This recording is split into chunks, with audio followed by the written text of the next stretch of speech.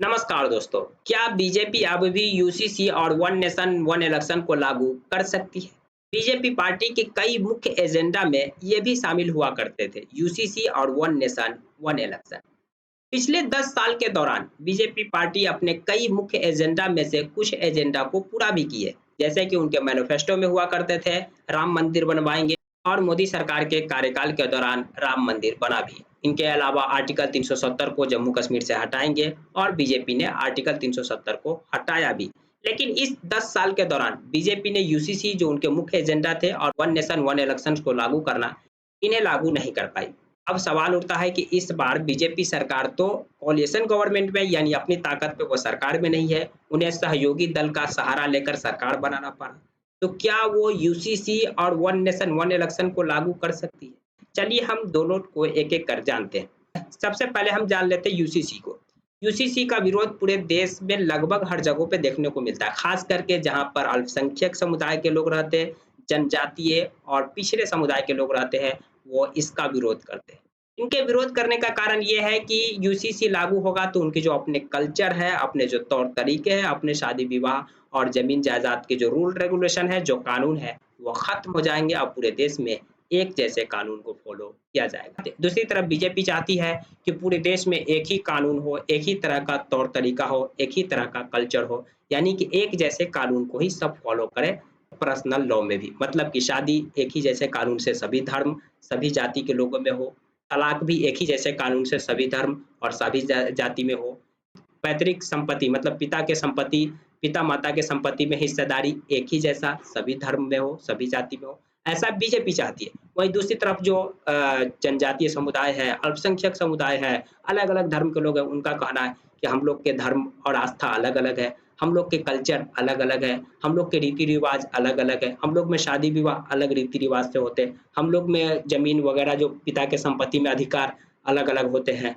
तो फिर हमारे जो कल्चर का प्रोटेक्शन फंडामेंटल राइट मिला हुआ है, इनका ये वायलेंस है, धर्म की स्वतंत्रता का वायलेंस है। तो इनके विरोध में ये सब तर्क दिए जाते हैं और इन्हीं तर्क-वितर्क के बीच पिछले 10 साल के दौरान भी बीजेपी यूसीसी पूरे देश में लागू नहीं कर पाई। हालाँकि उत्तराखंड एक स्टेट है जहाँ पे बीजेपी सरकार थी और बीजेपी सरकार उत्तराखंड में यूसीसी का ड्राफ्ट लेकर आई है और शायद वहाँ वहाँ के जो विधानसभा वहाँ से पास भी हो गई और फाइनली शायद लागू भी हो गया। अब बाकी इम्प्लीमेंट कितना होगा, कितना इसमें वाद-विवाद आएँगे, ये तो बाद में देखने को मिलेगा। लेकिन पूरे देश स्तर पर अब तक यूसीसी को बीजेपी लागू नहीं कर पाई।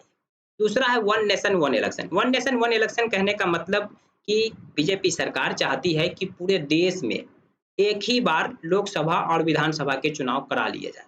यानी कि आपने देखा होगा जैसे अभी लोकसभा के चुनाव हुए, 5-6 महीना के बाद हमें महाराष्ट्र के विधानसभा चुनाव देखने को मिलेंगे। इनके कुछ दिनों के बाद झारखंड के चुनाव देखने को मिलेंगे, हरियाणा के चुनाव देखने को मिलेंगे। तो यानी कि बीजेपी का कहना है कि ये सारे स्टेट के विधानसभा के चुनाव और लोकसभा का चुनाव, इनके अलावा जो कॉर्पोरेशन वगैरह का चुनाव है, एक ही साथ संपन्न करा लिया जाए, फिर 5 साल तक कोई चुनाव-उनाव नहीं हो। बीजेपी का तर्क है इससे क्या होगा कि जो पूरे 5 साल जो चुनावी माहौल में देश ढला रहता है कि आज वहाँ चुनाव है, कल वहाँ चुनाव है, परसों वहाँ चुनाव है, इस तरह का माहौल देखने को नहीं मिलेगा। दूसरा जो सरकार बेनिफिट्स गिना रहे हैं कि एक साथ चुनाव करा लेने से खर्च कम पड़ेगा, मतलब पैसा कम खर्च। ये कुछ बेनिफिट सरकार गिना रही है। दूसरी तरफ से जो रीजनल पार्टी है या दूसरी तरफ जो इसके विपक्ष में जो तर्क दिए जाते हैं वो ये है कि 1952, 1957, 1962 के चुनाव लगभग पूरे देश में लोकसभा और विधानसभा का एक साथ कराए गए थे। और अब जब फिर सरकार चाहती है कि एक साथ लोकसभा और विधानसभा का चुनाव हो, तो एक साथ सरकार को कराने के लिए कई जो राज्यों में सरकार बन चुकी है, कई राज्यों में 2.5 साल, 2 साल के बाद वहाँ चुनाव होने वाले हैं। तो हमें कॉन्स्टिट्यूशन में संशोधन करके उन सबको एक साथ लाना पड़ेगा, यानी जहाँ सरकार चल रही है, उनके विघटन करना पड़ेगा, जहाँ बनने वाली है, उनके कार्यकाल को और बढ़ा देना मतलब जहाँ आज होने वाला चुनाव तो 6 महीना बढ़ा करके एक टाइम पीरियड में लाना पड़ेगा। और इन सब करने के बाद यानी इन सारा प्रोसेस से निपट लिया जाए, सारे संवैधानिक संशोधन कर लिया जाए, सारे अमेंडमेंट कर लिया जाए। इनके अलावा एक साथ चुनाव भी करा लिया जाए और चुनाव होने के बाद इस बात की क्या गारंटी है कि कौन से विधानसभा 5 साल चलेंगे, नहीं चलेंगे? क्योंकि बीच में ही कई विधानसभा भंग हो जाते हैं। नंबर ऑफ मेजॉरिटी नहीं रहती है, मतलब किसी भी पार्टी के पास संख्या ही नहीं रहती, तो फिर सरकार कैसे चलेगी? और ना कोई गठबंधन में रहेगा। तो इस बात की क्या गारंटी कि पूरे 5 साल पूरे विधानसभा चुनाव चलेगा? जैसे पूरा 5 साल नहीं चलेगा, 2 साल, 4 साल में जैसे सरकार गिर गई तो वहाँ तो फिर चुनाव कराने होंगे 6 महीना के अंदर। चुनाव कराने होंगे तो हम जो इतना ताम-झाम करके, इतना सारे संशोधन करके, सारे सरकार को गिरा के एक साथ चुनाव करवाए हैं, तो फिर तो वही हो गया कि कहीं 4 साल के बाद, कहीं 2 साल के बाद, कहीं 6 महीने के बाद चुनाव हो रहे हैं। फिर एक साथ कहाँ रह पाएँगे? शुरू में तो एक साथ शुरू किया गया था, लेकिन एक साथ नहीं रह पाया, क्योंकि अलग-अलग समय पर अलग-अलग स्टेट की सरकारें गिरते रहती है, बनते रहती है और सिर्फ स्टेट ही नहीं बल्कि सेंट्रल में भी सरकारें गिरती रहती है और बनती रहती है। तो ये समस्या फिर हम वहीं पहुँच जाएँगे, जहाँ अभी है। दूसरा जो रीजनल पार्टी इसके विपक्ष में जो एक मजबूत तर्क दे रहे हैं कि अगर एक ही साथ विधानसभा और लोकसभा के चुनाव कराए जाते हैं, तो जो लोकल इश्यूज़ है, लोकल मुद्दा वो दब जाते हैं और सबका फ़ोकस नेशनल इश्यूज़ पे हो जाता है। और इसका नुकसान रीजनल पार्टी को उठाना पड़ता है। सबका ध्यान नेशनल पार्टी यानी नेशनल मुद्दे हावी हो जाते हैं, लोकल मुद्दे दब जाते हैं और जितना बढ़िया परफ़ॉर्मेंस होना चाहिए लोकल पार्टी का, क्योंकि लोकल पार्टी लोकल मुद्दे को ज़्यादा उठाती है, उतना बेटर परफ़ॉर्म वो नहीं कर पाएगी, यानी उनको बहुत बड़ा नुकसान उठाना पड़ेगा एक साथ देश और राज्य सब में चुनाव कराने से। इनसे जो रीजनल पार्टी है उनके अस्तित्व पर खर्चा है, उनके अस्तित्व पर खतरा है और एक बात हम आपको बताएँ, पिछले 10 साल में रीजनल पार्टी का ग्राफ काफ़ी तेज़ी से नीचे गिरा है।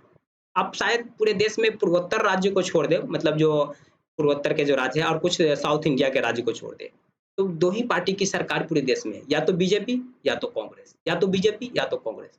रीजनल पार्टी खत्म हो गई और रीजनल पार्टी का ग्राफ इस हाई स्पीड से गिर रहा है और अगर वन नेशन वन इलेक्शन ला दिया जाएगा तो और समझिए कि रीजनल पार्टी खत्म हो जाएगी। 2 ही पार्टी देश में रहेगी, एक बीजेपी, एक कांग्रेस। ऐसा मानना है क्योंकि नेशनल इश्यूज़ क्योंकि नेशनल इश्यूज़ हावी हो जाएँगे और नेशनल मुद्दे कौन उठाएँगे? राष्ट्रीय पार्टी। तो वोट किसको मिलेगा? राष्ट्रीय पार्टी। और लोकल जो मुद्दे हैं, लोगों की जो लोकल समस्या है, वो खत्म हो जाएगी। लेकिन अलग-अलग समय पर जो चुनाव होते हैं, लोकसभा चुनाव में नेशनल इश्यू, विधानसभा चुनाव में राज्य का इश्यू। तो ये बेनिफिट्स लोकल पार्टी गिना रहे हैं कि वो अलग-अलग समय पे जो चुनाव हो रहा है, ये सही है। थोड़ा खर्च पड़ता है तो क्या, लेकिन ये सही है। इससे समावेशी बनी रहेगी, लोगों को लोकल इश्यूज़ पे भी ध्यान दिया जाएगा, लोकल मुद्दे को भी उठाया जाएगा। अब रह गया सवाल कि क्या बीजेपी ऐसा कर पाएगी या नहीं कर पाएगी? ये तो ख़ैर आने वाले समय में मालूम पड़ेगा।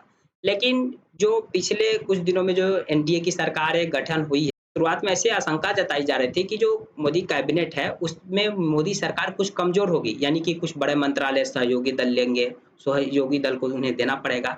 लेकिन सरकार के गठन होने के बाद लग रहा है कि बीजेपी किसी भी तरह से सहयोगी दल के साथ कोई कॉम्प्रोमाइज़ करने को तैयार नहीं। यानी कि जितना पावरफुल तरीके से उनका कैबिनेट पहले था, इस बार भी बना पाई है। यानी कि सहयोगी दल को जिस तरह के मंत्रालय पहले दिया करते थे, आज भी दिए। कोलिशन गवर्नमेंट में बीजेपी की जो कैबिनेट है, जो सरकार है चलाने के लिए, वो किसी भी तरह का कोई लग रहा है कि कमज़ोर स्थिति में नहीं है। लेकिन यूसीसी और वन इलेक्शन जैसे ड्राफ्ट को लाने के लिए या संसद में पेश करने के लिए एक बड़ी लंबी प्रक्रिया है और यहाँ पर हो सकता है कि जो सहयोगी दल है, वो भी इनके खिलाफ चले जाए, जैसे कि जेडीयू, टीडीपी, क्योंकि इन लोग के अपने अस्तित्व का मामला आ जाएगा, तो वो भी इसके खिलाफ चले जाएँ। तो ये लाना अब लगभग बीजेपी के लिए काफ़ी मुश्किल हो गया, काफ़ी लगभग बहुत मुश्किल हो गया और हमें इस 5 साल के दौरान देखने को शायद नहीं मिले, फिर अगली बार चुनाव हो और अलग-अलग पार्टी का कैसा परफ़ॉर्मेंस रहता है, इंडिया गठबंधन वापस आती है या फिर बीजेपी इससे मजबूत सरकार बना लेती है, तो कहीं देखने को मिलेगा। लेकिन अब तक जो जानकार लोग मानते हैं कि शायद इस 5 साल के दौरान ना देखने को मिले, क्योंकि टीडीपी या जेडीयू अपना समर्थन वापस ले ले, इस बात की डर बीजेपी के अंदर बनी रहेगी।